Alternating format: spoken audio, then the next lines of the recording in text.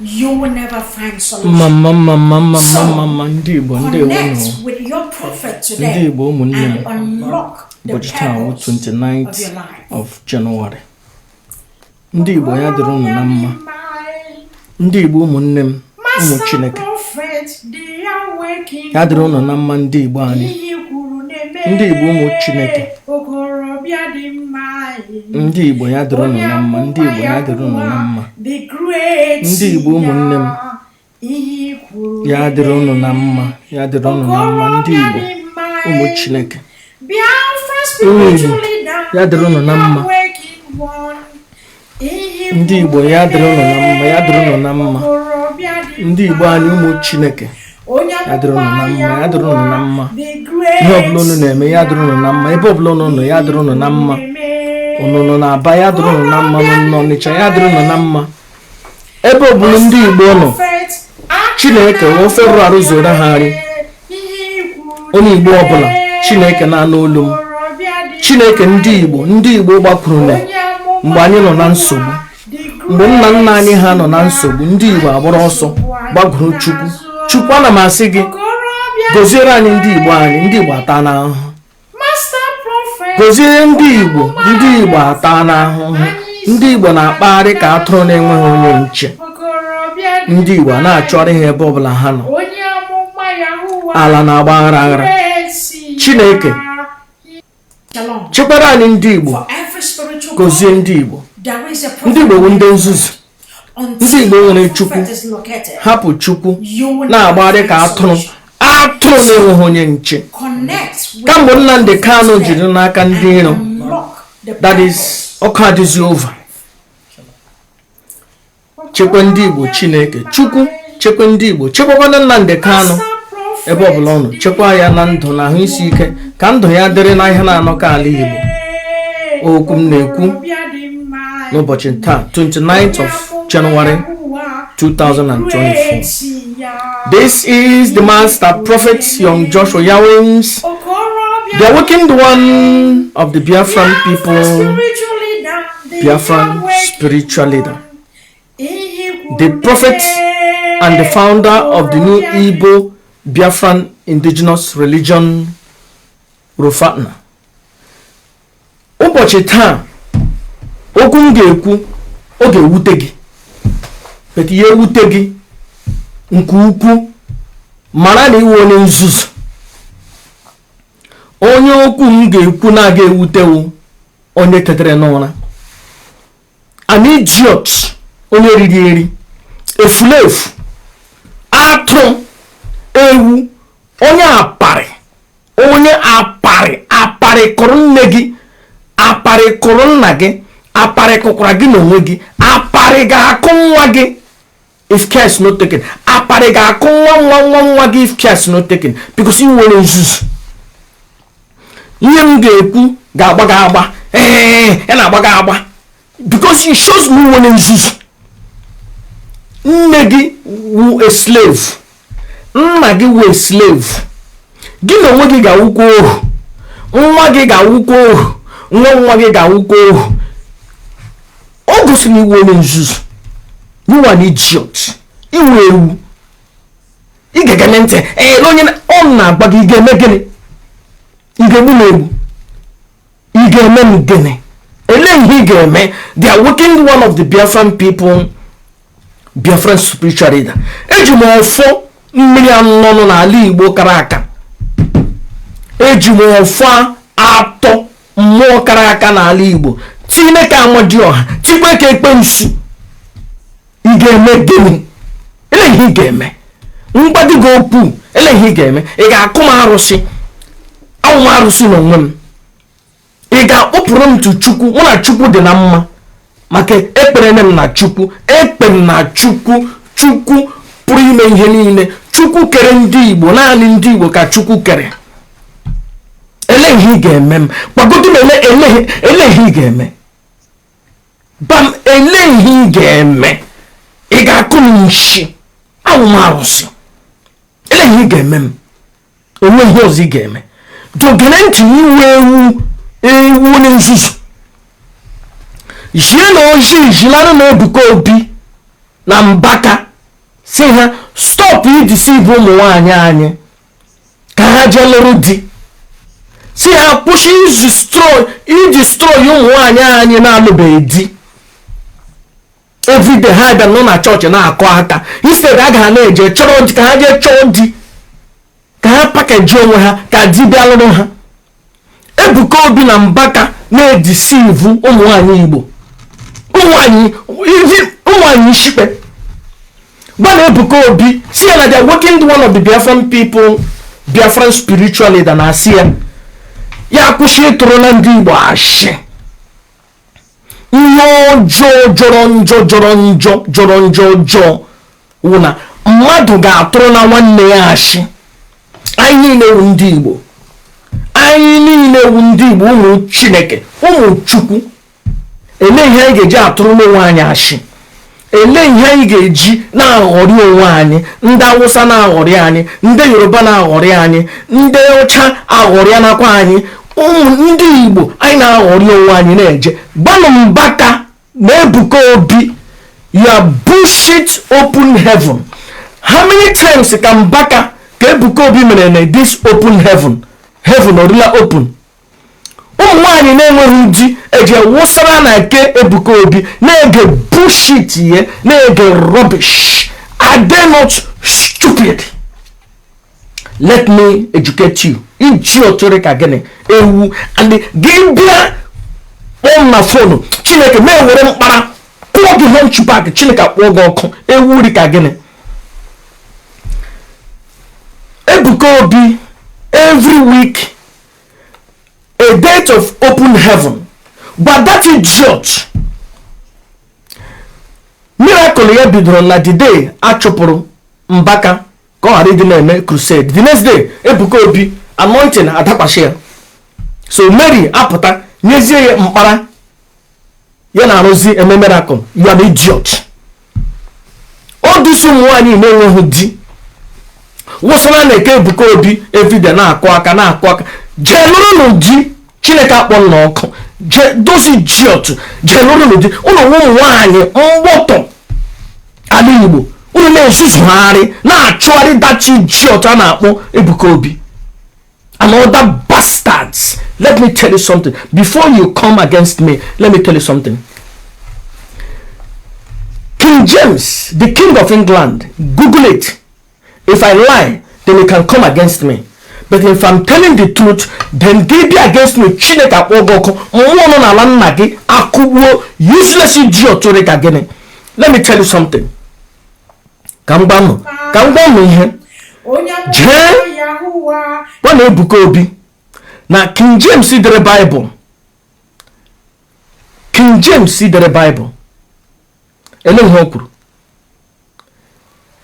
King James si in 1613. Tinye na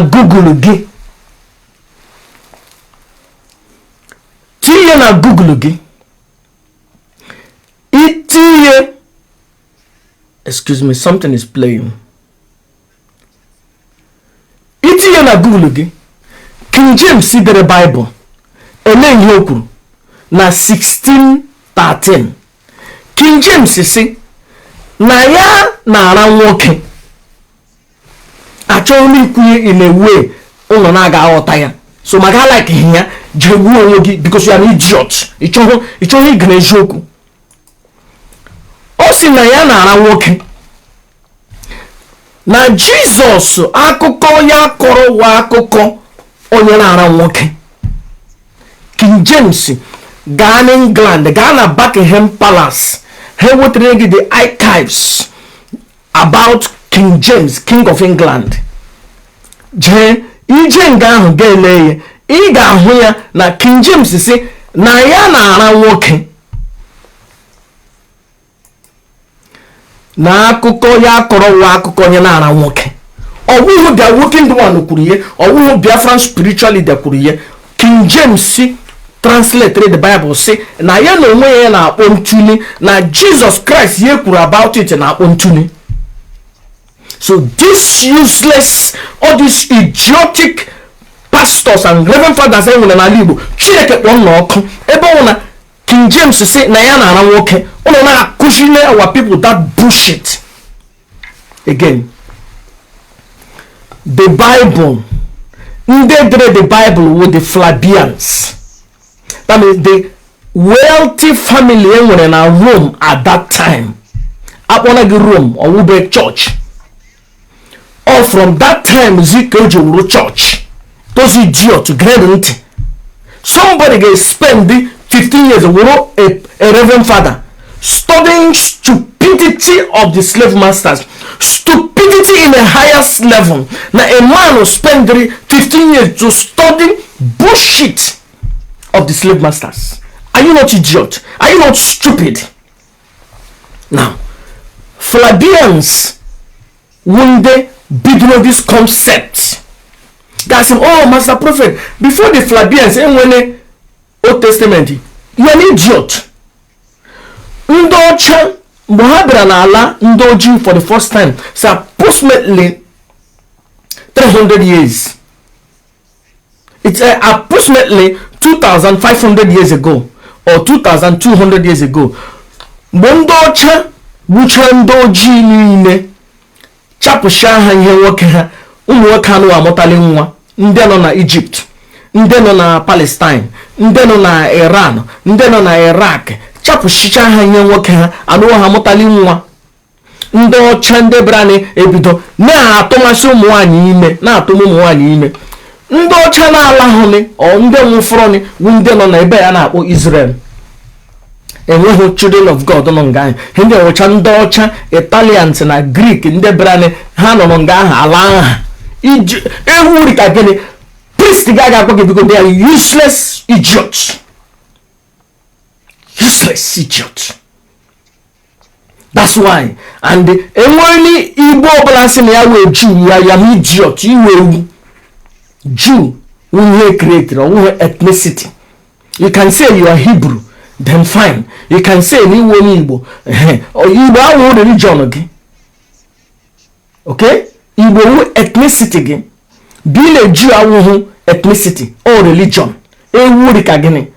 That's why, because we are working the one in the land for years now. They are working the one of the Biafran people. Now, Banno, Joku, and would get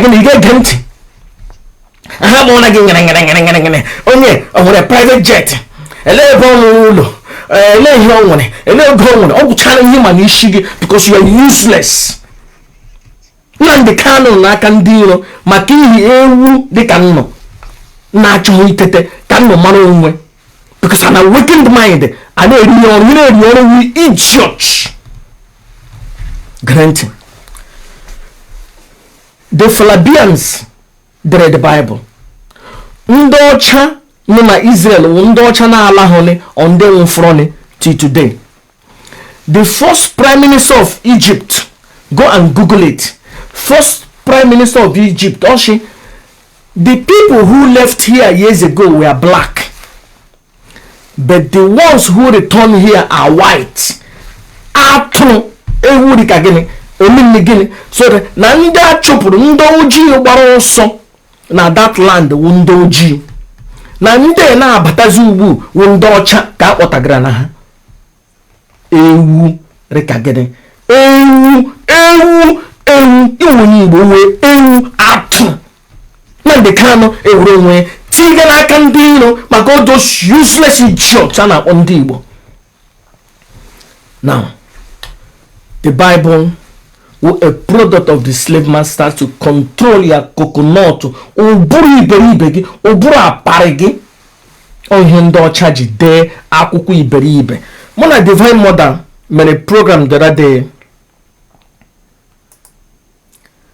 Jego 1 Corinthians 7:21. I say, were you called while you are a slave? Do not worry about it. But if you are able also to become free, rather do that. Akpọrọ gị mgbe iwu ohu. Ewu rika gịnị? Ndị ojuze fulefu na-eje atụrụ na ebuka obi ego. Ị ga-asị, hey, he's saying, were you calling Jesus? Iwu ewu. Ihe a agbagawo ndị ojii. Ọ na ndị ojii wu slave. ndị ọcha ejighị slavery.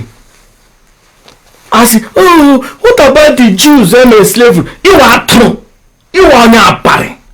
Enweghị the Jews gara slavery, ndị ojii. Ndị ojii ka a na-agwa ihe. Now, ịbịala anya ile na 1 Peter 2:16. Live as free people, but not use your freedom as a coverage to do evil. Osi, ya wụrụ na release gị, maybe ahapụ gị iwu slave, na ga-ejile ihe create ihe ọjọọ, na ga-ejile ihe maybe a revolt against the state. Now, I will not go through all this bullshit here, but I can upload 1 Timothy. Osi, 1 Timothy 6:1. All who were under the yoke of slavery should consider their master worthy of full respect. Their master na-ekwu ndị ọcha. Ihe ewu ihe ndị ọcha kụzigere na ndị ojii for those 300-400 years ha nọ n'ala anyị. Marazie na institution no, this brainwashing ebirine. And ha gaala nwụọ cathedral. Dome priest na pastor. So the pastors and the priests are the agent of the foreign colonialism. Church, Roman Catholic Church nwere n'ala Igbo anyị, Episcopalian nwere n'ala Igbo anyị. The pastor, the reverend father, they are the representative of the slave masters. Ewurika gini onye apare atu awusa. Because you will not understand it. You get granted. Be a friend spiritual leader. You are useless idiot if you don't understand this. All of you who were called under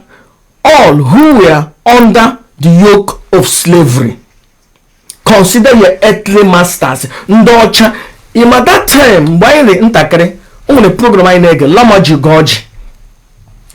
Goji, only the small, maybe you know, those days. I know again, I think over IBC, something broadcasting, something, no worry, that time.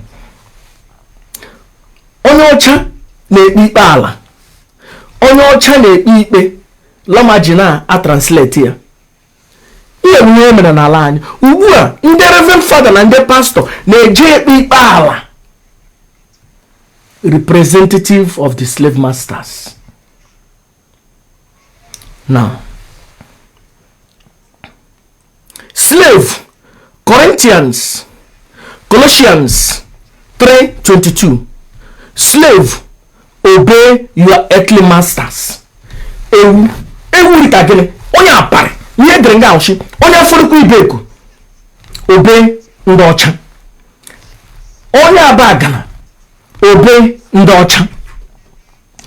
Onye Imo steeti obey ndị ọcha. Onye Enugu obey ndị ọcha. Ihe ha gwara gị. Obey, slave, obey your earthly master in everything, and do it not with eye service,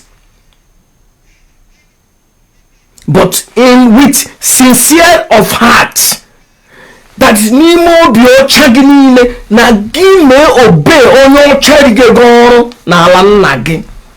Are you not an idiot? You were a Bible, see all the word of God. You are an idiot. You only apari. Are you not useless idiot? That they are working one of the different people. She chineke all your no a bastard. On our throne, our people are she. All those who want you name every damn no ngana kwaka every day. He said I get a choga not to hagere. So that I have feme what I want to. He said I get a chodi or chomoke more of one cho additional one jello.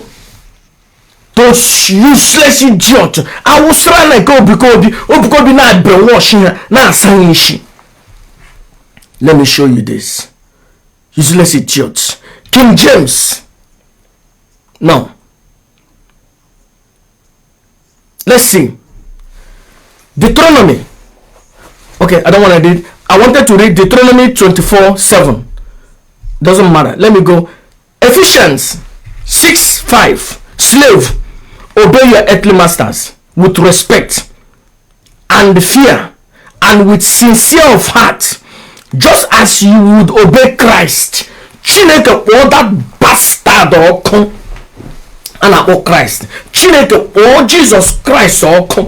Chineke power that idiot na woke and Jesus Christ. Ekwensu power that bastard as mami water wore mini dia nso wo that idiot na ontuni ejiri anya ona. Mami water wore mini dia nso wo the God of the Bible nishi. Wo that idiot na nwanya onye ozo. Wore mini dia nso wo akuna enyi nwanyị Mary. Wo ya nishi that useless ashawo kobo mami water wore many dia so wo this okpari iberibe na nwoke Jesus Christ ndo charge anya ono that useless idiot. You all know what? Those three bastards never existed. Yeah, we hear jiri ndị Igbo mmadụ atọ never walked on this planet Earth. Jesus never walked on this planet Earth. Never walk on this planet Earth. God of the Bible, that idiot never existed. Ndi Igbo blitten no. Blitten no. No. Bano ebuko bishia stop for this night of open heaven. Heaven I gotta be open. Uburu ne come in heaven. All these years open heaven. Hejana akwaka. Umwani mecha hatu ego la dri broke. Jesus Christ only a miracle. Now, can you show me one person? Rehabonke got all across Africa, make crusade to over 10 million people. Only one person, only a documentary. I will look for that documentary. And when one person authentically he get proven a Rehabonke Goroya eye and he will fake camera. Benny Hill, only one person. Benny Hill, the Buronoria today. I played it na hotel in Mojeje in Awanyo, Paula White. I played it now. Jesus Christ, he never existed. Here we end the Falabians, Ijiriano. They are waking the one on our body today. They can say, and then he gave it, and he gave us a check up over Chuku Chuku Nani Kendiwo Chuka Wuyakerwa. I told again, let me educate you because those bastards will not tell you why I did not wire Chuku. For example, why DNA will go say, oh, Dime is winning Dime will I don't care, man. That's Riba, Ubelo Habarama, that's Riba, Moto Habarama, na Dime is winning all the concepts. Na Chuku, we are Karanye. Chuku is winning na Yenine. It doesn't literally mean no Chuku Kere, Ndocha. Kendocha Brababuani, Kendocha Braba Chapuchani, ihe it doesn't really mean that. Chuku umondi Igbo gbakuterene mgbe anyị nọ na nsogbu. Chuku echekwa anyị. Chuku akpọta ezumezuye echekwa anyị. Ekwensu wụ the God of war. Ekwensu nwa alụrụ naanị ọgụ. Ugbu a ndị Igbo kwesịrị ije to mmụọ na-akpọ ekwensu rịọ ya arịrịọ. For years of insult, for years of abuse, only Bobola, and I say, how only weapons, what I say, weapons, no, the one of the major components for the success of Ndibo, Ekwensu, the in charge of Mbarahe, trade, or Ekwensu, with the God of war in charge of trade, Ekwensu with the God of war nụrụma ndị ọcha ọgụ the first time ndị ọcha batara n'ala anyị chụpụ ha before ha eme ya abuse ha dị secret ya. So ekwensu chukwu ekwensu wu two mmụọ dị very powerful in our land. Domina anyị eshi ike wụrụ one of the dynamic black race enwere in the face of the earth. Ihe mere ndị ọcha ji corrupt ya bata anyị n'ime were ihe niile anyị nwere destroy ya nye anyị onye ọcha na-akpọ ntụne, onye dere na akwụkwọ nsọ iberibe, akwụkwọ efulefu nnọ ya na nne ya na-alaba na bed, ọ na-ara nne ya racha nne ya bịa wuruzie onye na-akpọ ntụne. Ewu ndị iberibe, ndị efulefu, useless idiot, ndị efulefu ndị aparị, ndị Igbo bụ ndị aparị kụrụ ndị idiot, ndị awụ ndị aparị. King James dere na Bible na-ara nne ya. King James dere na Bible na-akpọ ntụne. Jee Google onye tie ihe na Google ga-ewuri ka gịnị before ga-akparị onye amụma ga-ewụrọ ga-akụgo kwụọ gị ibi Chineke kpụọ gị ọkụ. Google onye before ga-akparị ya. Google onye King James na-ara nne ya. King James dere the Bible, translated the Bible na-akpọ ntụne. Ojukwu kọwashi. Now, ndị butere the concept of the Bible with the Flavians, the Italians, the most wealthy family enwere na Italy. All ha dere all this bullshit. Akụkọ ndị niile akọrọ na New Testament. For example, Ephesians 6:5, slave, obey your earthly master. Ndị ọcha bịa n'Africa anyị ha akụziri anyị, we are your master, we are representing the God. We are representing the God of the Bible. Ewu dịka gịnị nna gị ebelieve, nna gị ebelieve onye. Now that is an awakened one. Esi nọ tete nọ n'ụra soro n'Chukwu na ndị ezumezu ha hapụnụ this apụna Mary na that useless idiot a na-akpọ Jesus Christ na-ara nwoke na nna apụna ya na-ara nwaanyị onye ọzọ. Mmadụ atọ bastard atọ never existed. Okwina na ihe m na-ekwu. Amen. I got him. But Master Prophet, okwesi na Jesus na-ara nwoke. So that means here this iwu igegament ewu ke ewu onye aparị. Asim gị na King James in 1613 mgbe a na-achọ ịchụpụ ya n'ọchịchị maka egidere na ọ na-ara nwoke. Ye kotu na even na Jesus nwere enyi nwoke, na Jesus nwere John, na ya nwere George. So why are you criticizing me? Ga check ya na Google gị. Ewu dịka gịnị? Atụ dịka gịnị? Ga-abịa nga the awakened one, the most powerful man on ala Igbo na-ekwu okwu. Instead ị ga-egere ntị. Ewu nna gị mụrụ gịnị kpọrọ na gị jee n'arụ. Nne gị mụrụ gịnị kpọrọ na gị jee n'arụ. Ugbu a achọ m ka onye nsusu dịka gịnị ka ị pụta ị ga-egere ntị.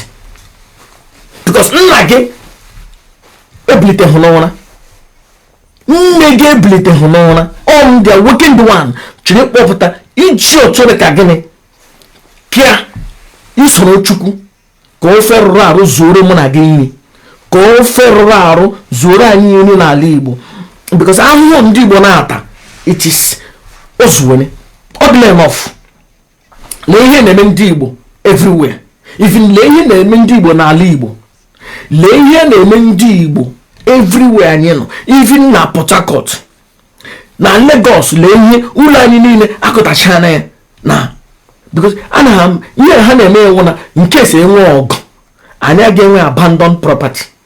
Lee ihe na-eme anyị because anyị ahapụla Chukwu, hapụ mmụọ nọ n'ala anyị, hapụ ekwensu, hapụ kamala ọzụzụ, jee n'ụlọ Maazị Nnamdi Kanu omenne gịnị kamala ọzụzụ, the god of war.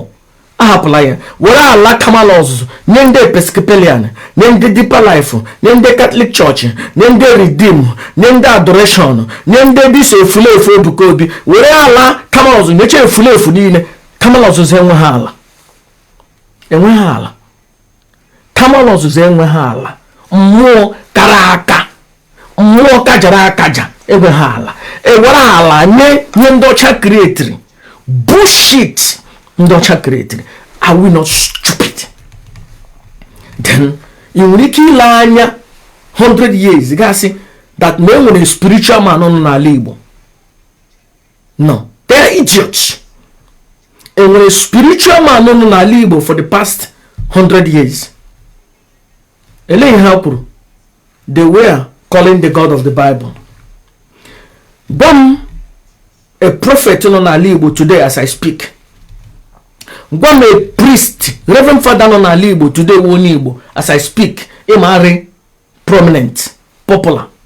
Gwam a pastor n'ala Igbo today the prominent or popular. Eleghị ha na-ekotu na the God of the Bible wụ Chukwu. They are useless idiots. You and them are idiots. Before ndị ọcha abata n'ala anyị nwere Chukwu. So the Flabians create a Christianity. So lezu otu akụna nwoke onye ọcha na-akpọ ntuni that never existed iji bata.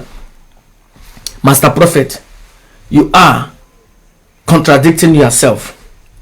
Esina Jesus na-akpọ ntuni. Now grant ewu useless idiot. Granting. The Flabians created this bullshit. And the story onye ha projected was story onye na-akpọ ntuni. Nwere 12 disciples. Ụmụ nwoke 12. Ofu nwoke abịa dakwasa ya n'obi. Na-arịrị ya aka n'azụ. Nye awụ the image, picture nwoke na-akpọ ntuni. Unless you are useless idiot. And then there in a Bible, John the beloved. Nwoke na nwoke. Asị na erimeri John abịa dakwasara ya n'obi. It means na ya na-ara ewuri ka gịnị ihe omilini. Iwa atọ. Because asị onye atụrụ n'ilu kọwa nna ya ego eji lụọ nne gị ihe ewuri ka gịnị onye apari ego eji lụọ nne gị furu kpọrọ. Now, lee ma agwa gị years ago na ala ndị ọcha nwoke na-alụ nwaanyị just maka ka ọ mụta nwa procreation procreate. But ha ga-enwe nwoke nwatakịrị dịka 10, 11 anaghị akpọcha ndị 10, 11 odo sins ụmụaka na-enweghị ihe abịa na-asa avụ di na-ehicha na ya shoe. Nwaanyị a nọkwa n'ebe ha ya na nwaanyị ibe na-egwuri egwu ha na-apịa onwe ha aka n'ara na ihe ndị ọzọ. So nwoke na-arụ n'akakwanụ that boy. Nwaanyị ya ga-abịa na room ya naanị mgbe achọghị ịmụ nwa. Ma ha achọghị ịmụ nwa, the man nwere ike mee travel or jog or whatever kpọrọ that boy he jog butere na ihe and maybe for 2 years, 3 years, 4 years the woman don't care because the woman mana di ya aga alụ nwaanyị ọzọ. But so nwere that boy. So more of Europe ha nọ 1 or 2 ọgwụchana. Ihe otu ọ dị na the Greek and Italian word and here they are spread there all across ala ndị ọcha niile. Ịkpọ ntụnye awụ ihe ọjọọ na ala ndị ọcha. Oh yeah, with their culture. But also the last 20 years eji nwee internet ka ndị mmadụ bịara na-amata. Before ịkpọ ntụnye ha na-akpọ but onwe onye na-ekwuteni onwe onye mani. Now so this story of Jesus was story nwoke na-akpọ ntụnye nwoke dị emememe ya nọ n'otu ya na ndị disciple John beloved abịa dakwasa ya n'obi ya egide ya aka na-arịrị ya aka. It shows na Jesus na John na-akpọ ntụnye. So mgbe King James kwuru ihe ndị amata na well this is our culture but the only thing ha chọrọ ka o mewu ka ọ lụta ka ọ jọzọ lụọ nwaanyị mụta nwa for onye ga-awụ king. But the guy enweghị interest na nwaanyị. Ọ na-ara nne ọ chọrọ ụmụ nwaanyị so ị na-arazi nwoke. Now ya wụrụ na the story onye create Christianity wu Jesus onye eji hierarchy na Christianity wu Jesus Christ. Somebody translate ihe asị na o kwuru. That idiot never existed though. Si nọ na nwoke onye Igbo ga-adị happy na asị na onye nzọpụta gị wu Jisọs efulefu na ọ na-akpọ ntụni. Ọkụrụ na Pope asịla kpọwa ntụni because Pope mana a na-akpọ ntụni. Pope mana a na-akpọ ntụni. Pope ije na Rome 95% of ndị fada nọ ahụ na-akpọ ntụni. Ha na-akpọ ntụni. Ije na Boston, the whole fada nọ na Boston there every year ha na-akwụ almost $10 million or $50 million na-eji emechi ụmụaka ndị ha rị n'aka n'ike. Na-ewe arụ ga-ala n'ala Igbo anyị. Arụ ga-ala n'ala Igbo anyị. Onye fada ijere nwaanyị awụghị big deal. Ya na-ara nwoke. So ndị Igbo anyị wụ ndị etere mmanụ. Ndị Igbo wụ ndị nsọ. Chukwu anyị wụ ndị nsọ. Ezumezu ewu ndị nsọ. Laghachite n'otu Chukwu kere, Chukwu nke nna nna anyị ha gbakwutere ndị Igbo ụmụnne m, as their wicked one, as onye amụmarị ndụ na this time ndị ọzọ bịara before me are useless because they are quoting this idiot, the God of the Bible. I am the first, their wicked one tetere n'ụra nke onye Igbo na-eji ndị Igbo anyị ụzọ Chukwu. The other ones were corrupt by the slave masters. Na-ekwu otu efulefu the God of the Bible, everything o mere wu mistake. That idiot kpọrọ na nwoke na ụmụ ya pụọ n'ezi gbuo nwaanyị ya n'ụzọ ya wụrụ ice block ka ọwụ nnu. Kpọrọ the man na ụmụ ya jedebe ha na mountain. The man atụma ụmụ ya abụghị ime. Is he not a useless God? That God and you one idiot. God destroyed the world everywhere flow mmiri because of ịkpọ ntụni. Leko anytime I see na God mebiri ihe maka ịkpọ ntụni, ịra nwaanyị ịkpọ ntụni, ịra nwaanyị ịkpọ ntụni. Today a na-akpọ ntụni everywhere. So God they destroy the world maka ịkpọ ntụni. Aka na-akpọ ntụni na-eje. Is that person not idiot? Ndị Igbo eriene nna ọhụrụ were nụ ihe tụọ everywhere, tụọ nụ ya ka ndị Igbo anyị tete n'ụra. Asị ime nnụ bịa tụọra n'ego. Onwe mgbe m si nna enye m ego inyekwa m aga m anara gị. Onwe mgbe m si gị nye m ele ihe na-akpọ super chat inyekwa m aga m ana gị. Nsogbu anọ ọnwụ ihe ọjọọ. But ihe m si gị wụ ka ndị Igbo anyị tete n'ụra. 4 years ago, Nnamdi Kanu, Supreme Commander nọ n'aka ndị iro otu oji nọ n'ugbu a. Ụmụnne anyị eje ka eje jụọ mmụọ ajụjụ. Shi mmụọ gaa na that oracle si ya akpọkọ mmụọ kara aka, mmụọ ejito ntọala Igbo. Si ya na Nnamdi Kanu ọ ga-apụta. Ha si ya na Nnamdi Kanu ga-apụta na ndụ na ha isi ike. Ha si okay. Na ha wetere ike, na ha wetere ike, na ha wetere ike, na ha wetere ike.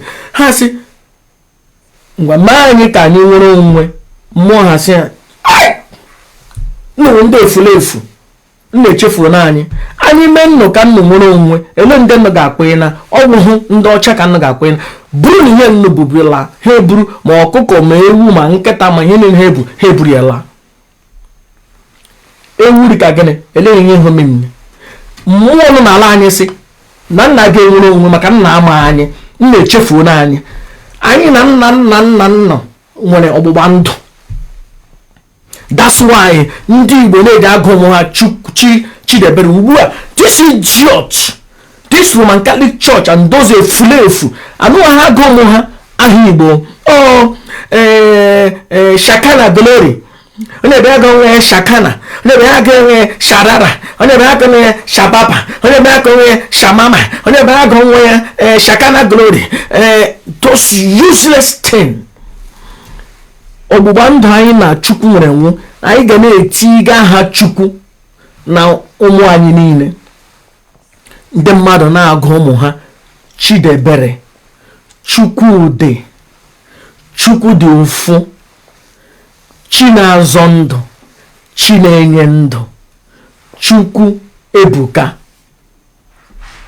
Nyewu ọgbụgba ndụ nna nna anyị ha nwere wu Chukwu. Chukwu na-agọzi anyị. Chukwu enye anyị ekwensu na-alụrụ anyị ọgụ. Ekwensu enye anyị idea ịtụ mgbere ahịa. Ugbu anyị ewere na ekwensu tụda ya, were Chukwu na-asịzi na ọ ya butere that idiot nara nwoke, the idiot a na-akpọ Jesus Christ, na-ete ya mma, na-ete Chukwu iri n'ihu. Ele otu Chukwu ga-eji bute arụ eji gbuo ndị Igbo. Ele otu Chukwu ji bute onye na-akpọ ntuli. Chukwu awụghị the God of the Bible. Chukwu mmụọ nọ n'ala anyị. Chukwu mmụọ na-echekwa naanị ndị Igbo. Chukwu a na-echekwa ndị Hausa, ọ na-echekwa ndị Yoruba, ọ na-echekwa ndị ọcha. Naanị onye ọbụla, nwoke Igbo ọbụla amụrụ, Chukwu dị in charge. Otu ọ dị. That idiot a na-akpọ pastors and priests, those bastards in the Biafran land will not tell you, because they are useless idiots.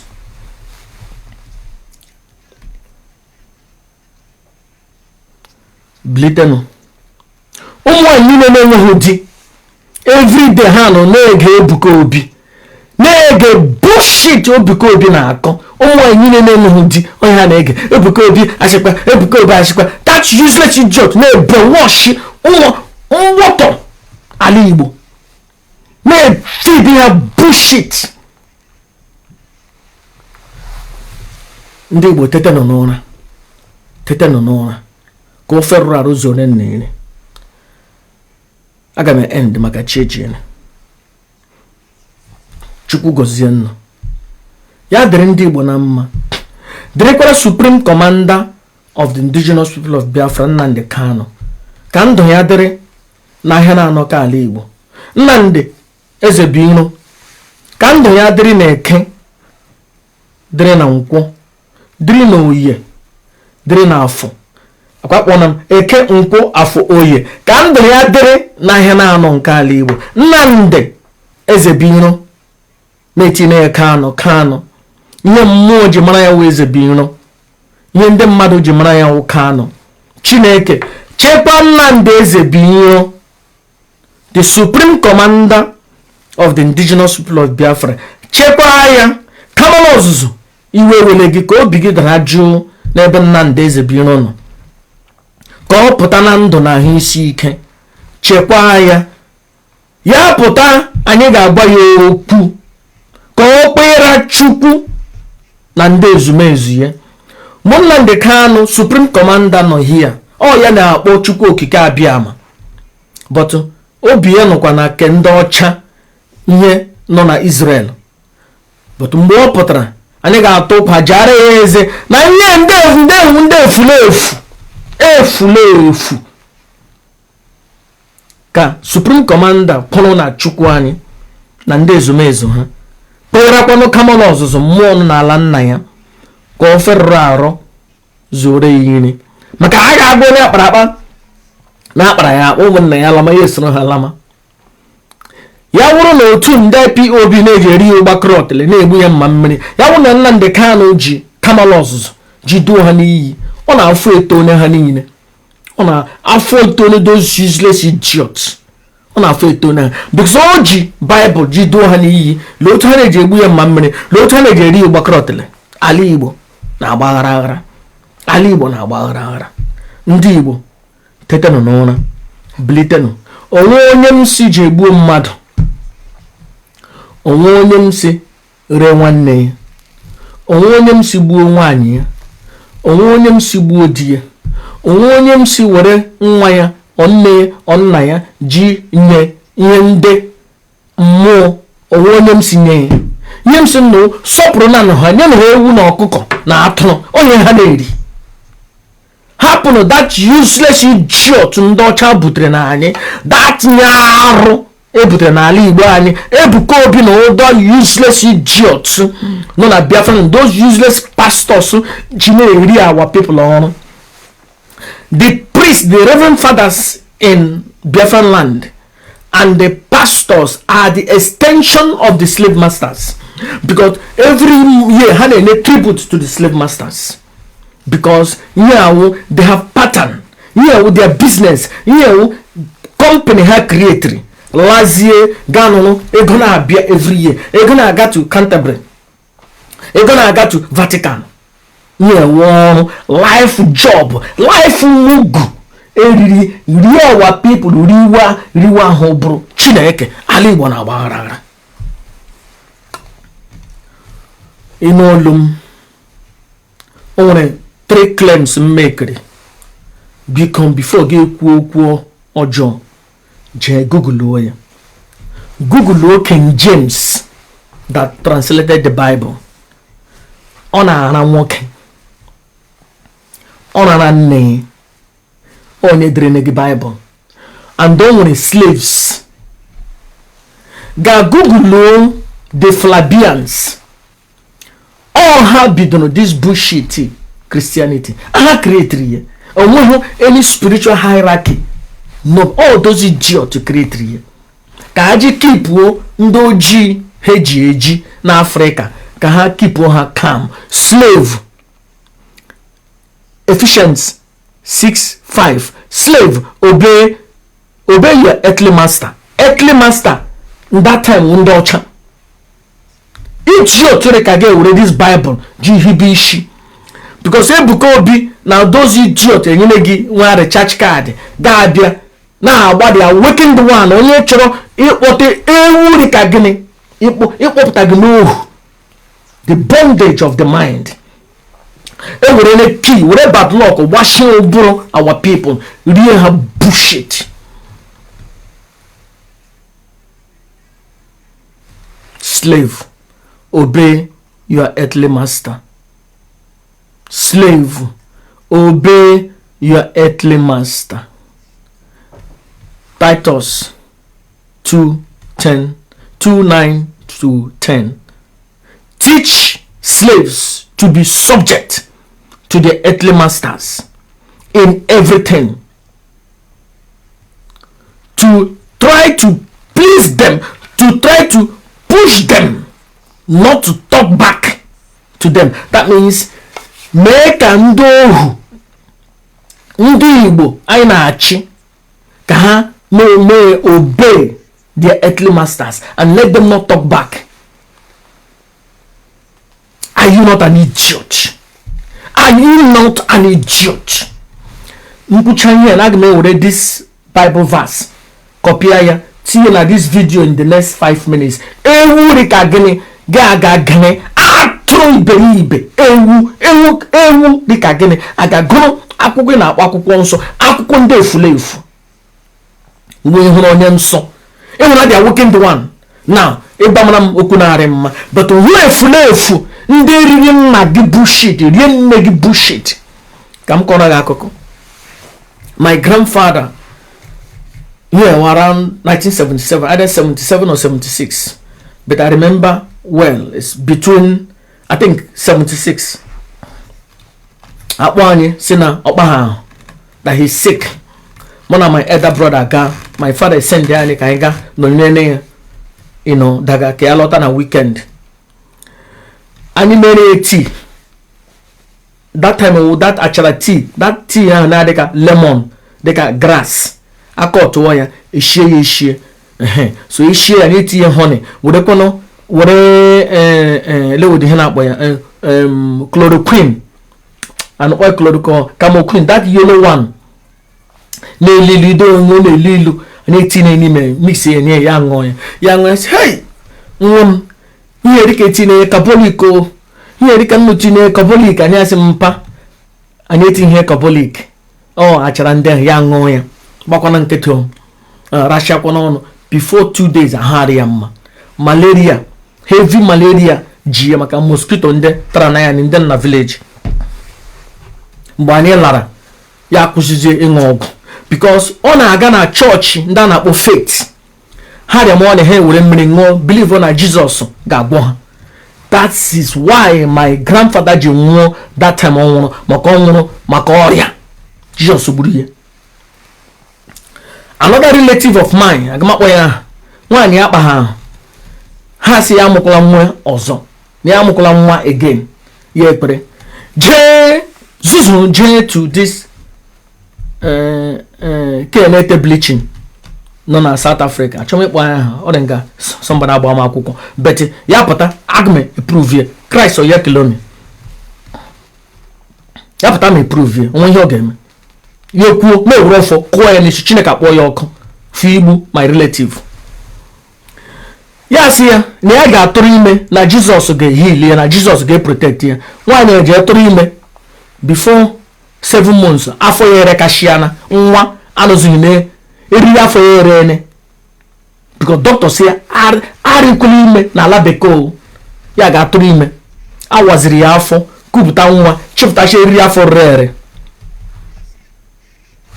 Jesus egbuo na true pastor and onwe mgbo ejere shi pastor ọ ga-esi nwaanyị m tụrụ ime kpọpụ ya court eblem onye nọ na-enweghị faith na Jesus kwuru ya wụrụ na doctor recommended ka ọ dị ime ha akara ịga gba doctor akwụkwọ but that idiot ahụ nọ n'ụlọ na-akpa ego onwenye gbara ya akwụkwọ.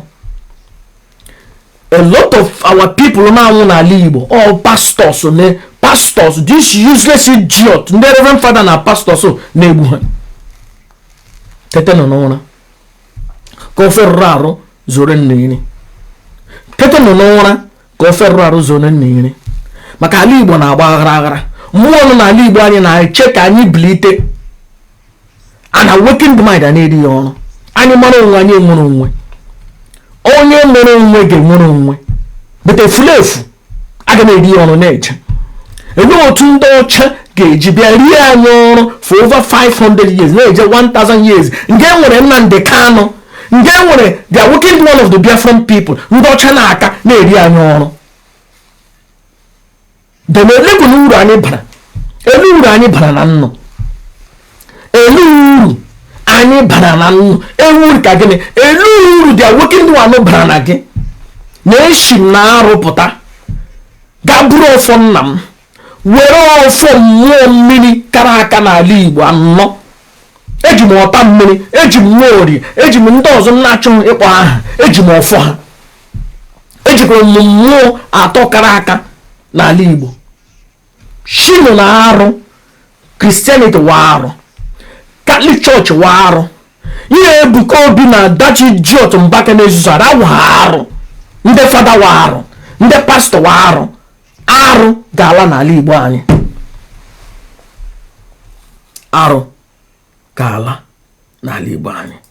Chukwu gozie nnụ ya dịrị unu na mma ya dịrị unu na mma ya dịrị unu na mma.